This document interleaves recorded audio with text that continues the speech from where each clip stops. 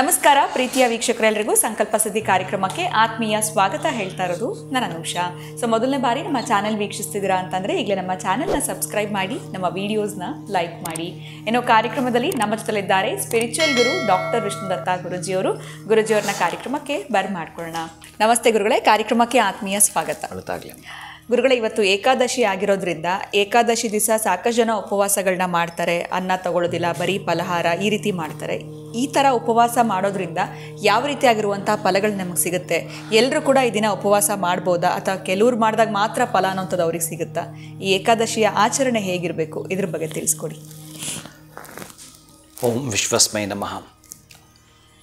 ಏಕಾದಶಿ ಯಾರಿಗೆ ಸಾಮರ್ಥ್ಯ ಇದೆಯೋ ಅವರಷ್ಟೇ ಮಾಡುವಂಥದ್ದು.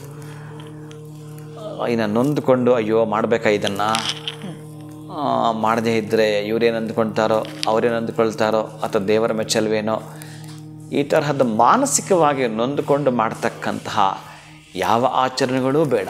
ಬಲವಂತದ್ದು ಸಲ್ಲದೂ ಕೂಡ ನೀವೇನು ಮಾಡೋದು ಸಮಂಜಸವಲ್ಲ. ಇನ್ನು ಏಕಾದಶಿ ಬಗ್ಗೆ ಎಷ್ಟೋ ಸಲ ನಾನು ಹೇಳಿದ್ದೇನೆ, ತಿಳ್ಕೊಂಡಿರ್ತೀರಿ, ಮಾಡ್ತಾ ಬನ್ನಿ, ಅವರವರ ಶಕ್ತಿ ಅನುಸಾರ ಮಾಡಿ. ಆದರೆ ಕೆಲವರಿಗೆ ಈ ಏಕಾದಶಿ ಅಪ್ಲೇನೇ ಆಗಲ್ಲ. ಸಣ್ಣ ಮಕ್ಕಳು, ಹಾಲುಗೆನ್ನೆಯ ಮಕ್ಕಳಿಂದ ಹಿಡಿದು ಇನ್ನು ಬ್ರಹ್ಮಚಾರಿಗಳು ಕೂಡ ಇದು ಹಪ್ಪಳ ಆಗೋದಿಲ್ಲ. ಬ್ರಹ್ಮಚಾರಿಗಳು ಸಹ ಈ ಒಂದು ಏಕಾದಶಿ ಉಪವಾಸವನ್ನು ಮಾಡಿಲ್ಲ ಅಂದರೂ ನಡೆಯುತ್ತೆ. ಈ ಬ್ರಹ್ಮಚಾರಿಗಳಿಗೆ ಯಾವುದು ಉಪವಾಸ ಅಂತಂದರೆ ಬ್ರಹ್ಮಚರ್ಯವನ್ನು ಕಟ್ಟುನಿಟ್ಟಿಂದ ಮಾಡ್ಕೊಂಡು ಬರೋದೇ ಇವರಿಗೆ ಏಕಾದಶಿ. ಬ್ರಹ್ಮಚರ್ಯವನ್ನು ಪಾಲಿಸುವಂಥದ್ದೇ ಇವರಿಗೆ ಏಕಾದಶಿ. ಈ ಬ್ರಹ್ಮಚರ್ಯಗಳು ಅತ್ಯಂತ ಜ್ಞಾನದಾಹ ಇರತಕ್ಕಂತಹದ್ದೇ ಇವರಿಗೆ ಏಕಾದಶಿ.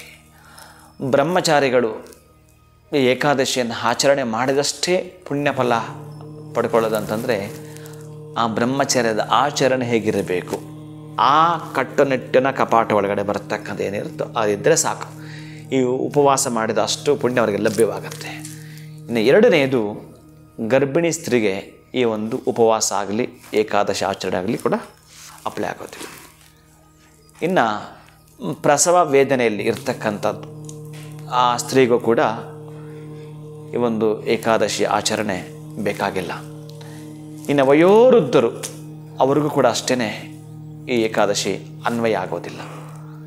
ಇನ್ನು ಬಹಳ ಪ್ರಾಮುಖ್ಯತೆ ಕೊಡ್ತಕ್ಕಂತಹದ್ದು ಈ ಏಕಾದಶಿ, ಬಹುಶಃ ಈ ಶರೀರದ ಒಳಗಡೆ ಆಹಾರ ಹಾಕಲಿಲ್ಲ ಅಂದರೆ ಈ ಶರೀರದ ಒಳಗಡೆ ಈ ಆಹಾರ ಪೋಷಣೆ ಆಗಲಿಲ್ಲ, ಈ ಶರೀರ ಬಿದ್ದೋಗುತ್ತೆ. ಅಂಥವ್ರಿಗೂ ಕೂಡ ಅಪ್ಲೈ ಆಗೋದಿಲ್ಲ. ಅಂದರೆ ಈ ಮಧುಮೇಹಿಗಳು, ಪಾಪ ಶುಗರ್ ಇರುತ್ತಲ್ಲ, ಈ ಶುಗರ್ ಇರ್ತಕ್ಕಂಥವ್ರಿಗೆ 1.5-2 ತಾಸಿಗೆ ಪಚನ ಆಗ್ಬಿಡುತ್ತೆ. ಅಂಥವರು ಬಹುಶಃ ಒಂದು ದಿನ ಪೂರ್ತಿ ಇರೋ ಅಂದರೆ ಹೇಗಿರ್ತಾರೆ, ತಲೆ ಸುತ್ತು ಬಂದು ಬಿದ್ದು ಬಿಡ್ತಾರೆ. ಇಷ್ಟು ತಲೆ ಸುತ್ತು ಬಂದು ಬಿದ್ದೋಗುವಂಥ ಉಪವಾಸ ಈ ಆಚರಣೆ ಯಾಕೆ ಬೇಕು? ಅದಕ್ಕಾಗಿ ಬ್ರಹ್ಮಚಾರಿಗಳಿಗೆ, ಗರ್ಭಿಣಿ ಸ್ತ್ರೀಯರಿಗೆ, ಇನ್ನು ಪ್ರಸವ ವೇದನೆಯಲ್ಲಿ ನೊಂದುಕೊಳ್ತಾ ಇರ್ತಕ್ಕಂಥವರಿಗೆ, ವಯೋವೃದ್ಧರಿಗೆ, ತುಂಬ ಕಾಯಿಲೆಗಳಿಂದ ವ್ಯಾಧಿಗಳಿಂದ ಯಾರು ಬಳಲ್ತಿರುತ್ತಾರೋ ಅಂಥವರಿಗೆ ಯಾವುದೇ ಕಾರಣಕ್ಕೂ ಏಕಾದಶಿ ಅನ್ವಯ ಆಗೋದಿಲ್ಲ. ಇವರು ಅವರವರ ವ್ರತಗಳು ಅಂತ ಏನು ಬರ್ತೀವಿ, ನಾನು ಹೇಳಿದೆ ಬ್ರಹ್ಮಚರ್ಯ ಹೇಗಿರಬೇಕು ಅಂತ, ಅವನು ಕಟ್ಟುನಿಟ್ಟಿನ ಬ್ರಹ್ಮಚರ್ಯವನ್ನು ಆಚರಣೆ ಮಾಡಿದರೆ ಅದೇ ಉಪವಾಸ, ಅದೇ ಏಕಾದಶಿ. ಅವನಿಗೆ ಅವನ ಜ್ಞಾನ ದಾಹವನ್ನು ಯಾವಾಗಲೂ ಪ್ರತಿನಿತ್ಯ ಅವನಿಗೆ ಆ ದಾಹ ಇರಬೇಕು ಜಾಸ್ತಿ. ಅಂದರೆ ನಾನು ಏನಾದರೂ ಸರಿಯೇ ಇವತ್ತಿರ್ತಕ್ಕಂತಹ ನನ್ನ ದಿನಗಳು ನನ್ನ ಪರವಾಗಿದೆ, ಹಾಗಾಗಿ ನನ್ನ ಜ್ಞಾನವನ್ನು ಆವಾಹನೆ ಮಾಡ್ಕೋಬೇಕು, ಜ್ಞಾನವನ್ನು ಪ್ರತಿನಿತ್ಯ ಅವನು ಭುಜಿಸ್ತಾ ಬರಬೇಕು. ಅದು ಅವನಿಗೆ ಏಕಾದಶಿ ಆಗುತ್ತೆ. ಈ ರೀತಿಯಾಗಿ ಆಚರಣೆ ಮಾಡೋಂಥದ್ದು. ಇನ್ನು ಏಕಾದಶಿ ಆಚರಣೆ ಮಾಡೋಂಥದ್ದು ಉಪ ಅಂತಂದರೆ ಅವನ ಹತ್ತಿರ ವಾಸ ಇರತಕ್ಕಂತಹದ್ದು.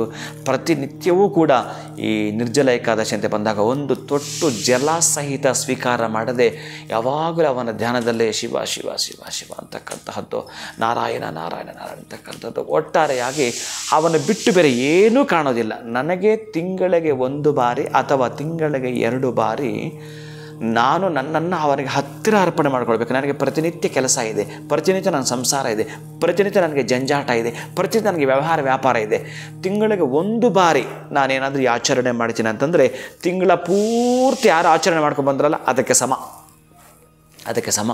ತಿಂಗಳ ಪೂರ್ತಿ ಒಬ್ಬ ಮಠಾಧಿಪತಿ ಆಚರಣೆ ಮಾಡ್ಕೊಂಡು ಬರ್ತಾರಲ್ಲ, ಪ್ರತಿ ಪ್ರಾತಃ ಕಾಲದ್ದು ಪೂಜೆ, ಸಾಯಂಕಾಲದ್ದು ಪೂಜೆ, ಮಾಧ್ಯಾಹ್ನಿಕದ್ದು ಪೂಜೆ, ಷಟ್ಕಾಲ ಪೂಜೆ, ಇವೆಲ್ಲ ಏನು ಮಾಡ್ತಿರ್ತಾರೋ ಅಂಥದ್ದಕ್ಕೆ ಸಮ ಶಕ್ತಿ ಇರ್ತಕ್ಕಂಥವರು ಆ ಏಕಾದಶಿಯನ್ನು ಆಚರಣೆ ಮಾಡಿದಾಗ ಶುಕ್ಲ ಪಕ್ಷದ ಏಕಾದಶಿಯನ್ನು, ಇನ್ನು ಕೃಷ್ಣ ಪಕ್ಷದ ಏಕಾದಶಿಯನ್ನು ಆಚರಣೆ ಮಾಡಿದರೆ ಅಷ್ಟಫಲ ಇರುತ್ತೆ. ಅಥವಾ ಆಗಲಿಲ್ಲ ಯಾವುದಾದ್ರೂ ಒಂದು ಏಕಾದಶಿ ಆಚರಣೆ ಮಾಡಿದ್ರೂ ಕೂಡ ಒಂದು ವೆಹಿಕಲ್ ಸರ್ವಿಸ್ ಮಾಡಬೇಕಂತ ನಾನು ಹೇಳ್ತಾ ಇರ್ತೀನಿ. ಹಾಗೆ ನಮಗೆ ಏನು ಅಂತಂದರೆ ಸಂಪೂರ್ಣವಾಗಿ ಅವತ್ತು ಕಟ್ಟುನಿಟ್ಟಿನ ಈ ಕ್ರಮದೊಂದಿಗೆ ದೇಹದ ಶಕ್ತಿ ಸಾಮರ್ಥ್ಯವನ್ನು ಹೆಚ್ಚಿಸಿಕೊಳ್ಳಲಿಕ್ಕೆ ಪೂರ್ವ ತಯಾರಿ ನಡೆಸ್ತಕ್ಕಂಥದ್ದು. ಅದಕ್ಕಾಗಿ ಅಂತಹ ಏಕಾದಶಿ ಯಾರು ಆಚರಣೆ ಮಾಡಬೇಕು, ಯಾರು ಆಚರಣೆ ಮಾಡಬಾರ್ದು, ಆಚರಣೆ ಮಾಡಿಲ್ಲ ಅಂದರೂ ಕೂಡ ಅವ್ರಿಗೆ ಇದೇ ಫಲ ಇರುತ್ತೆ. ಅವರವರಿಗೆ ಸಂಬಂಧಪಟ್ಟ ವ್ಯಕ್ತಿಗತೆಯ ವೈಯಕ್ತಿಕವಾಗಿರ್ತಕ್ಕಂತಹ ವಿಚಾರಗಳನ್ನು ಪಕ್ಕಕ್ಕೆ ಇಟ್ಟು ಇನ್ನು ನಾವು ದೇವರನ್ನು ನಂಬಿ ನಡಿತೀವಿ ಅನ್ನೋರಿಗೆ ನಂಬಿಕೆ ಅಂತ ಬಹಳ ದೊಡ್ಡದಾಗಿರ್ತಕ್ಕಂತಹದ್ದು. ನಂಬಿದರೆ ಇಂಬು, ನಂಬದಿರುತ್ತಡೆ ಬಂಬು ನಮಗೆ ಗೊತ್ತಿರೋದ್ರಿಂದ ನಂಬಿಕೆ, ಅಚಲವಾದ ನಂಬಿಕೆ ಇಟ್ಟು ನೀವು ಆಚರಣೆ ಮಾಡಿದಾಗ ಅದರಷ್ಟೇ ಫಲವನ್ನು ನೀವು ಪಡ್ಕೊಳ್ತೀರಿ. ಖಂಡಿತವಾಗ್ಲೂ ಗುರುಗಳೇ, ಏಕಾದಶಿಯ ಒಂದು ವಿಶೇಷತೆ ಏನು ಅಂತ ತಿಳಿಸ್ಕೊಟ್ರಿ. ಯಾವುದೇ ರೀತಿಯಾಗಿರುವಂಥ ಆಚರಣೆ ಬಲವಂತವಾಗಿರಬಾರ್ದು, ನಾವು ಯಾವ ರೀತಿ ಅದರಲ್ಲಿ ಇನ್ವಾಲ್ವ್ ಆಗಿರಬೇಕು, ಇನ್ನು ಯಾರಿದ್ರ ಆಚರಣೆಯನ್ನು ಮಾಡಬಾರ್ದು ಅಂತ ಕೂಡ ತಿಳಿಸ್ಕೊಟ್ರಿ. ಬಹಳ ಧನ್ಯವಾದಗಳು ತಮಗೆ. ನಮಸ್ಕಾರ. ಹರೇ ಶ್ರೀನಿವಾಸ.